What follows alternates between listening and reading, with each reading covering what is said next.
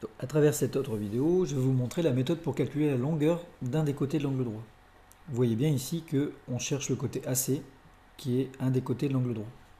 Comme le triangle est rectangle, on peut utiliser de nouveau le théorème de Pythagore. Dans la première étape, on écrit l'égalité appliquée au triangle. Donc ici, on a AB carré plus AC carré égale BC carré. Ici, l'hypoténuse, c'est BC. Dans la deuxième étape, on remplace dans l'égalité les segments par les longueurs des côtés connus. Ici, BA égale 15, ou AB. Et on a BC qui vaut 17.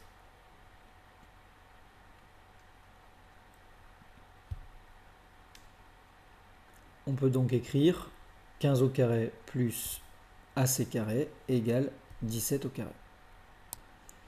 Maintenant, dans la troisième étape, on va permuter les membres de l'équation pour avoir AC carré égale 17 au carré moins 15 au carré.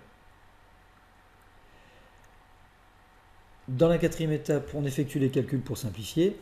On a AC carré qui est égal à 17 au carré, ça fait 289, moins 15 au carré qui fait 225. On effectue la soustraction, 289 moins 225, ça fait 64.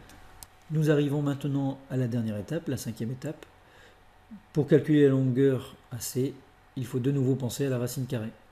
On a bien AC qui est égal à racine carrée de 64, et la racine carrée de 64 à la calculatrice nous donne 8. Donc en conclusion, on peut dire que la longueur du côté AC est 8 cm.